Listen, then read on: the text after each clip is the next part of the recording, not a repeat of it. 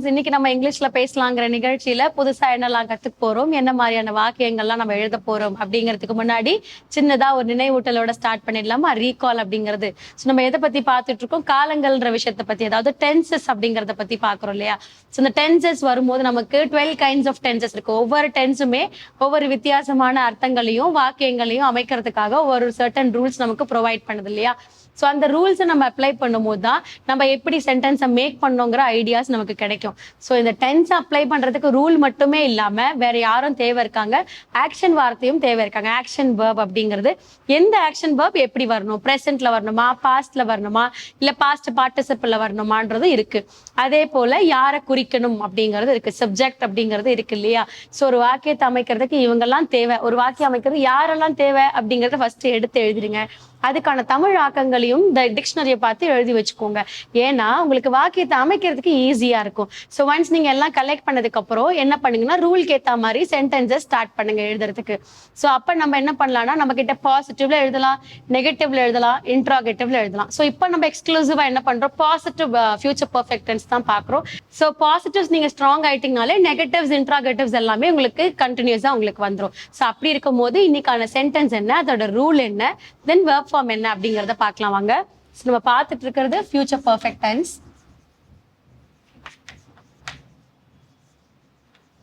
So future perfect டென்ஸ்ல இதை பத்தி எக்ஸ்க்ளூசிவா பார்க்க போறோம், பாசிட்டிவ். ஸோ அதாவது பாசிட்டிவ் சென்டென்சஸ் அப்படின்னு பார்க்க போறோம். ஸோ பாசிட்டிவ் சென்டென்சஸா இருந்தாலும் நெகட்டிவா இருந்தாலும் யாரு முக்கியம், வெர்ப் ஃபார்ம்ங்கிறது முக்கியம்.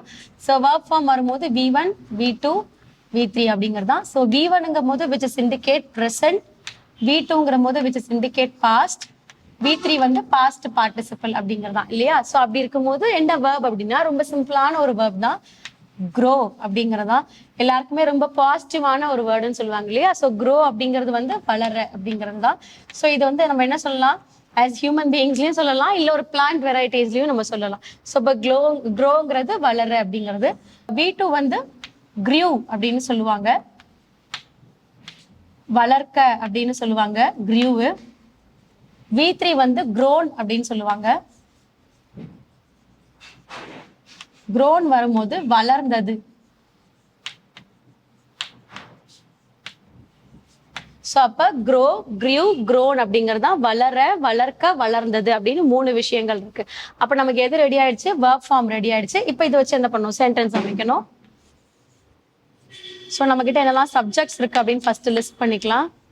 I, we, you, he, she, they, it.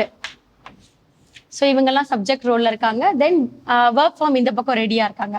இதுக்கு இடையில யார் வேணும், ஃபியூச்சர் பர்ஃபெக்டோடைய ரூல் வேணும். ஸோ அப்போ will have followed by V3 இல்லையா? V3 indicates PP, அதாவது பாஸ்ட் பார்ட்டிசிபிள்ங்கிறத இண்டிகேட் பண்ணும்.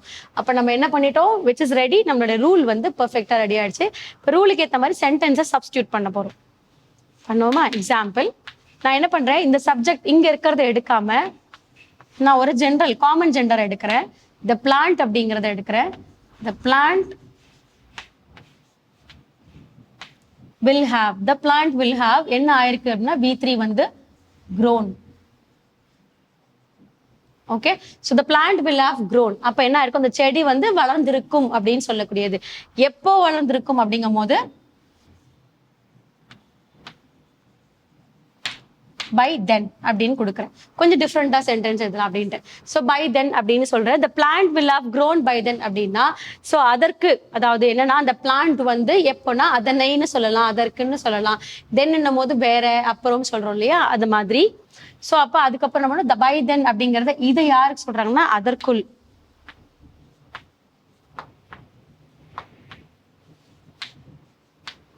ஸோ அப்ப என்ன பண்றாங்க, ஃபர்ஸ்ட் by then அப்படிங்க வராங்க. அதற்குள் என்ன வளர்ந்திருக்கோம், the plant, செடி. அப்ப by thenங்கிறது ஃபர்ஸ்ட், the plantங்கிறது செகண்ட். வந்துருச்சா? ஸோ அப்ப by then அப்படின்னு வர இடத்துல அதற்குள் அப்படின்னு எழுதியாச்சு. இந்த பிளான்ட்னு வர இடத்துல செடி அப்படின்னு சொல்லியாச்சு. ஸோ அப்ப அதற்குள் செடி will have grown அப்படிங்கும் போது வளர்ந்திருக்கும்.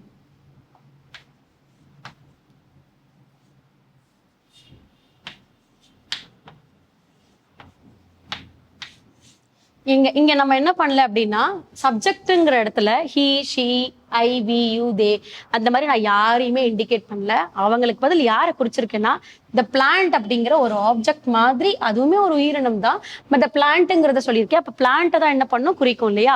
அப்போ அதற்குள் செடி வளர்ந்திருக்கும்னு எதை சொல்றேன்னா, பை தென் யூஸ் பண்ணதால தான் நான் என்ன பண்றேன், ஜென்ரலா சொல்றேன். ஒரு சென்டென்ஸ் கொஞ்சம் வித்தியாசமா இருக்கட்டுமேங்கிறதுக்காக உங்களுக்கு நான் என்ன பண்ணேன், ஐ, வி, யூ, தே, ஹி, ஷிக்கு பதிலா த பிளான்ட் நீங்க யூஸ் பண்ணியிருக்கேன். ஃபைனலா அதே மாதிரி யாரையுமே குறிக்காம, இந்த ஒரு சப்ஜெக்ட்ஸ் டிபெண்டன்சிஸும் குறிக்காம பை தென் அப்படின்னு ஒரு ஜென்ரலா சொல்லியிருக்கேன். அப்ப the plant will of grow by then அப்படிங்கறத நீங்க வந்து ஒரு ஸ்டைலா மாடர்னா பேசிக்கலாம். ஸோ அதுக்கான அர்த்தம் என்ன அப்படின்னா, அதற்குள் செடி வளர்ந்துருக்கும் அப்படின்னு நம்ம ஷார்ட்டா சொல்றோம் இல்லையா? அதுக்குள்ளார செடி வளர்ந்துற போகுது அப்படின்றோம் இல்லையா? ஸோ அதை தான் நம்ம என்ன பண்றோம், பேச்சு வழக்குல இருக்கிறத கொஞ்சம் ஃப்ளூயன்சியா இங்கிலீஷ்ல மாத்துறதுக்கு வந்து the plant will of grown by then அப்படிங்கறத. இதை நீங்க என்ன பண்ணலாம் அப்படின்னா, இன்னும் நீங்க சென்டென்ஸை மாத்தணும்னா மாத்திக்கலாம். நீங்க my son will have grown soon அப்படின்னு எழுதிக்கலாம். என்னோட பையன் ரொம்ப வேகமா வளர்ந்துட்டு வந்துட்டான் அப்படிங்கறதையும் நீங்க சொல்லலாம். ஸோ அந்த மாதிரி நீங்க என்ன பண்ணலாம், சப்ஜெக்டையும் இந்த லாஸ்ட்ல இருக்க இதையும் நீங்க மாத்திக்கலாம். இடையில இருக்கக்கூடிய இந்த ரூலும் இந்த வேர்ப் ஃபார்ம் உங்களுக்கு அப்படியே தான் வரும். Rule followed by verb form அப்படியே இருக்கலாம். இதை நீங்க கன்ஜுகேட்டிவ்ஸா மாத்திக்கிட்டே இருக்கலாம். அப்ப இன்னைக்கான வேர்ப் ஃபார்மா இந்த க்ரோ, கிரியூ, க்ரோன் அப்படிங்கறத எடுத்துக்கிட்டு இந்த ரூலை பயன்படுத்தி ஒரு 5 to 10 சென்டென்சஸ் இல்ல ஒரு 20 சென்டென்ஸ் கூட கொஞ்சம் டிஃப்ரெண்டா எழுதுங்க. எழுதுற சென்டென்ஸை பேசி பழகுங்க. ஸோ பேசி பழக பழகதான் உங்களுக்கு ஃப்ளூயன்சிஸ் வந்து கண்டினியூஸா வரும். ஸோ அடுத்த கிளாஸ்ல அடுத்த இன்ட்ரெஸ்டிங்கான சென்டென்ஸோட உங்களை மீட் பண்றேன். தேங்க்யூ.